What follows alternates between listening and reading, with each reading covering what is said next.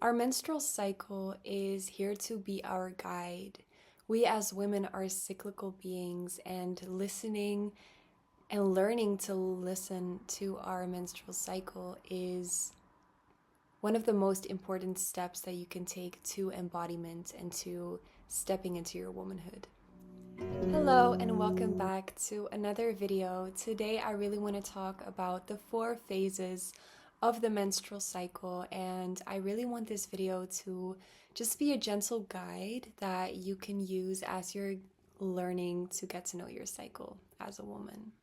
So I really want to invite you to be open to understanding what's happening in our bodies and what that looks like, so we can use our cycle to be working for us instead of against us, as we've often, or like most of the times, grow up with ideas about the menstrual cycle that it's dirty, that you need to be ashamed that you're bleeding as a woman, when in fact it's such an incredibly powerful transformation that your body goes through every month.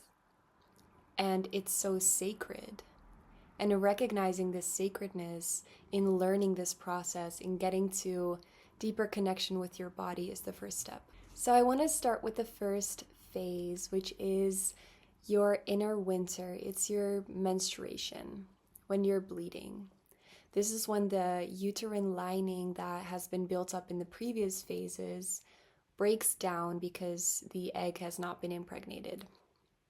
The house gotta go, which is really sad. My sister once told me, like, the sadness, the grief, like the feeling down that you may experience when you're bleeding, like the drainage of energy, is your body grieving the absence of a child. Because our cycle is made for reproduction. Our cycle is here where our bodies are preparing to bring a child into the womb, to bring a child into the world. So when that doesn't happen and the uterine lining starts breaking down and you start bleeding, this is also when you may really feel these heavier emotions. So common sensations here are feeling low energy, feeling tired, feeling emotional. And you may experience a deep urge to slow down as well. Your body is asking for you to rest.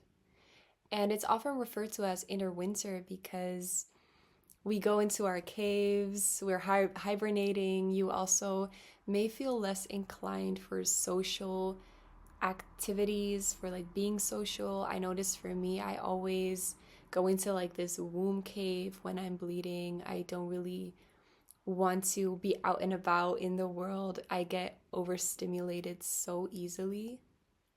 And since I learned this about myself, I don't experience those moments of heightened anxiety and overwhelm so quickly anymore, because I know, okay, my body is now this receptive. So I can, to an extent, make sure that I don't put myself in those situations where I feel so overwhelmed. And that's what I meant with learning to work with your cycle.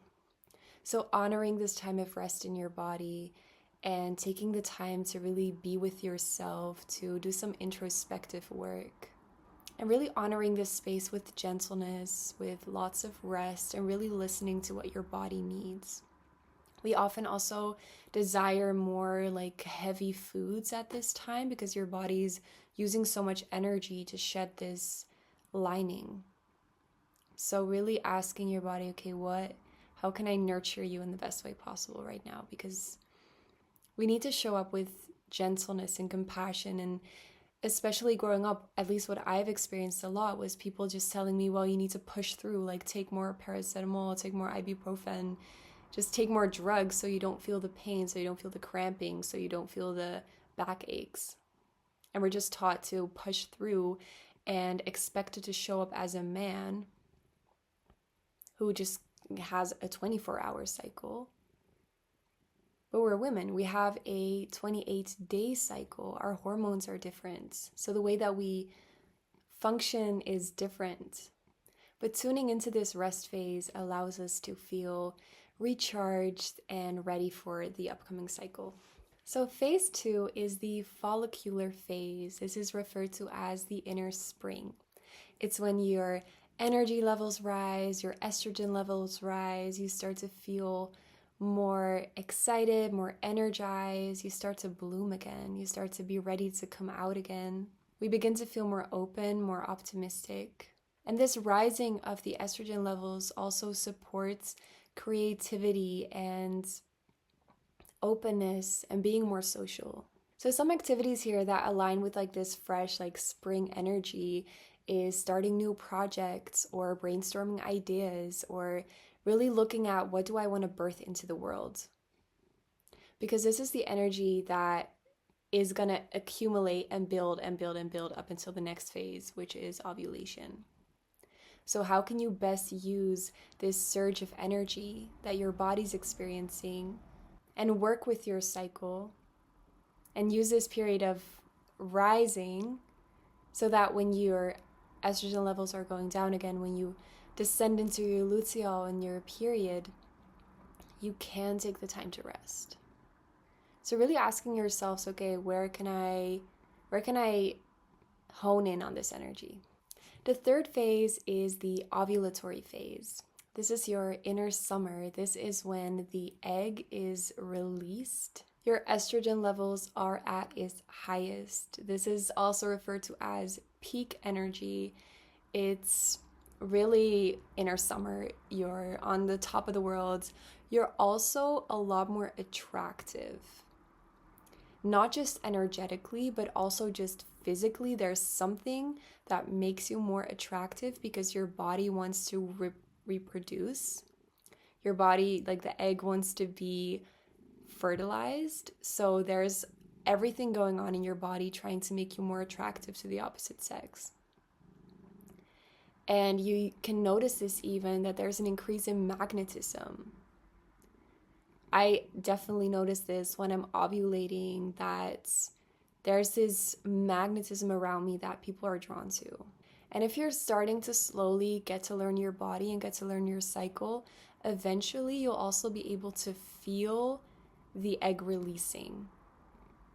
I can feel it. Like there's this really crampy sensation in my lower stomach where I know, okay, this is where I'm ovulating, because it doesn't last that long. Ovulation is about 24 to 48 hours, but the actual release of the egg doesn't take that long.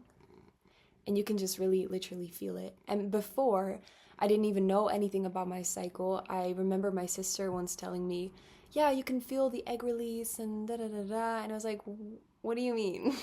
What are you talking about? How the hell can you feel that? But now I can feel it too. So here I want to invite you to embrace this outward energy. Be social.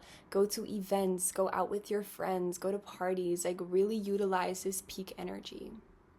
I noticed for me, I would never go to a party when I'm bleeding because I just know I'm going to be overwhelmed. I just know I'm going to be so overstimulated.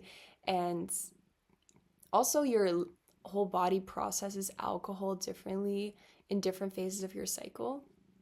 So I know, like, okay, if I want to go to a party, I'm planning that when I'm ovulating because I know I'll have peak energy. I can stay up late because I'm really a in bed by 9 p.m. kind of person. So I really need to plan out if I go to a party. But when you do, you notice like you're more open, you're more social, your body is more inviting to others. So enjoy this phase at its fullest. And I also want to note that these are just like everything I'm telling about each phase is just really common experiences. But of course, you can also feel energized when you're bleeding. You can also feel upset and down when you're ovulating. It's not set in stone, but these are just general guidelines that you can follow so you can tune in a little bit more and show up with more compassion when your body may be experiencing certain emotions at a certain depth. And then you can understand, oh, it's because of this, or oh, it's because of I'm in this phase now. So the fourth phase is the luteal phase. And this is where often, PMS occurs, where you get more emotional, where you get more easily stressed out, where you may experience cramping or lower back aches. or you're overly more sensitive in general. And we also start to feel more introspective as our progesterone levels rise. So there's a natural slow down, there's a natural pull inward here from the social outgoing energy back into the body, back into reflection, back into looking at, okay, what do I want to release? What am I ready to release? As your body will soon release blood physically, what can you release energetically? So the ways to honor this shift into luteal is really finishing off projects, finishing off anything that requires a lot of energy from you, a lot of brain power. So once you're deeply in luteal and ready for the next phase, like the first one again, menstruation, you can really just be with yourself, give yourself the rest that you need, and you won't have to stress and worry about finishing projects or starting projects even, because you've already done that in the previous phases. So some other things that are supportive of your body here are gentle and slow movements, journaling, and just whatever is introspective and whatever feels good to you. I noticed for me the shift after my ovulation and into luteal is so present, it's so apparent. From one moment to the next, I cry about everything. I feel overly sensitive. I feel overly emotional. And when I say overly, it's just like really, really, really emotional. That if I didn't know it was about my cycle, I would think, okay, what is happening? Like, why am I crying when I see a cat?